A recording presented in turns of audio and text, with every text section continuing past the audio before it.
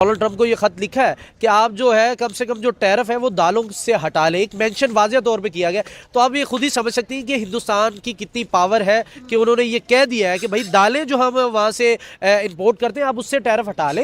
Representative है America का, उन्होंने प्रेसिडेंट को ये ख़त लिखा है कि आप लोग जो बेसिक नेसेसिटीज़ की जो या फूडिंग कमोडिटीज़ हैं उन पे टैरिफ रेशियो जो है वो कम करें, क्योंकि अमेरिका के पास तो इंफॉर्मेशन टेक्नोलॉजी और वेपन इंडस्ट्री के अलावा और कुछ भी नहीं है। लेकिन यहाँ पर हिंदुस्तान को दाद देनी पड़ेगी कि हिंदुस्तान ने टैरिफ लगने के बावजूद भी वो कह रहा है भाई जो लेना लेके जाएं आप, हमें क्या लगे, महंगाई तो आपके मुल्क में हो रही है। यानी इंडिया और चाइना अमेरिका के अब बेहतर नहीं होंगे। अभी नीड टू नो बेसिस पे जो है, नीड टू नीड बेसिस पे रिलेशन जो वो चलेंगे जब तक अभी गवर्नमेंट है, डोनाल्ड ट्रंप की गवर्नमेंट है तब तक। हाँ,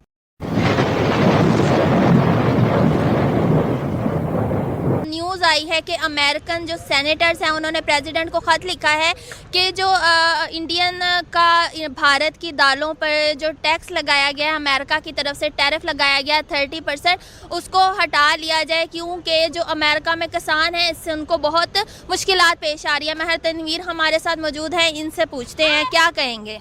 जी सबसे पहले तो बहुत बहुत शुक्रिया आपका इन्वाइट करने में शो में। देखिए ये होना ही था क्योंकि इंडिया से काफ़ी बड़ी मिकदार में जो अमेरिका है वो चीज़ें जो है वो इंपोर्ट करता है, तो एक्सपोर्ट करता है हिंदुस्तान।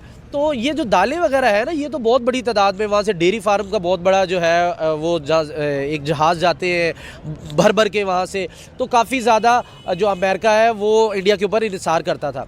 लेकिन अब देखिए वही बात आ गई, कैमरान ने और स्मिथ ने ये कहा है, उनके जो सेनेटर हैं, उन्होंने रिपब्लिक के सेनेटर हैं, उन्होंने डोनाल्ड ट्रंप को ये खत लिखा है कि आप जो है कम से कम जो टैरिफ है वो दालों से हटा लें। एक मेंशन वाज़ेह तौर पे किया गया।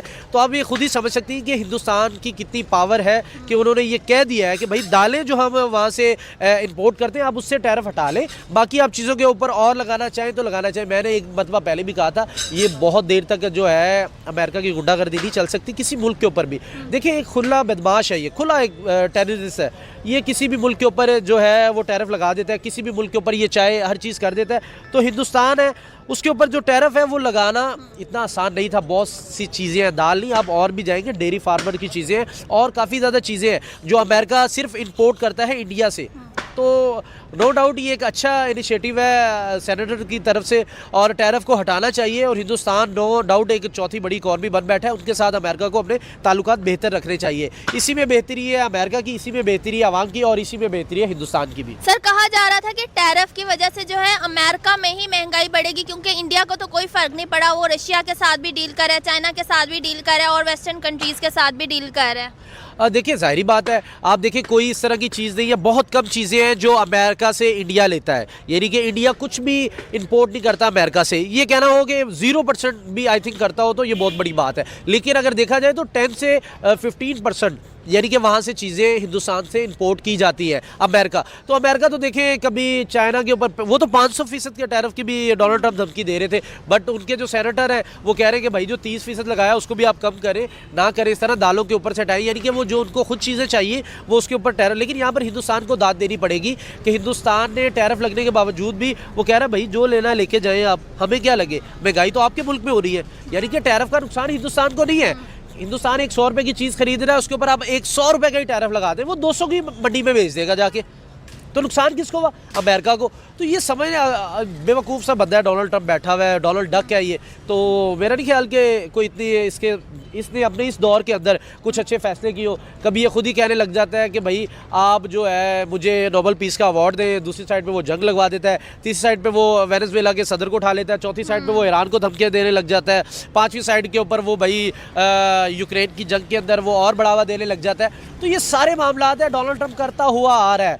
आप इसको देख लें, इसका जितना भी टर्नओवर अभी है और आगे पूरा होने वाला है, ये अपने आप को एक फाशिस्ट किस्म का एक ना आमरीत भी, इसके अल्फाज जो छोटा है ये बहुत बड़ा, ये अपने आप को हिटलर समझ के बैठ गया।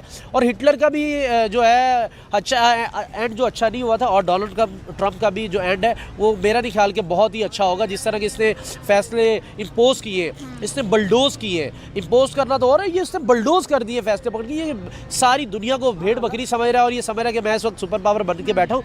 मैं जो हूँ अभी ईरान के साथ करता है ना पंगा, लग पता जाता है इसको। देखिए कई मुल्क होते हैं कि उसकी जो है मीर जाफ़र और मीर सादिक होते हैं, उनके अंदर वो बिक जाते हैं। तो कई मुल्कों के अंदर इस तरह के मामला होते हैं कि मीर जाफ़र और सादिक नहीं होते, लेकिन उसके अंदर जब नहीं होते तो फिर वो ईरान जैसा हाल होता है।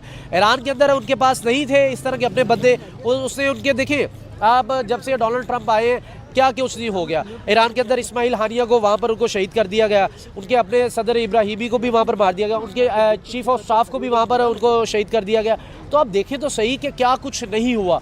कहीं ना कहीं बड़े लीडरान को या उठाने में या मारने में या रजीम चेंज के अंदर अमेरिका इन्वॉल्व बराह रास्त होता है, चाहे वो बराह रास्त हो जाए चाहे वो बैकफुट पे आ जाए। कोई उनकी बात मान लेते हैं, कोई उनकी बात नहीं मानते। तो यही कुछ होता है, जो बात मान लेता है तो वो बन जाता है वेनेजुएला, जिस तरह उनके आर्मी चीफ ने हथियार डाले और अपने सदर को उठवा दिया गया, और जो नहीं बात मानता वो ईरान बन बैठता है।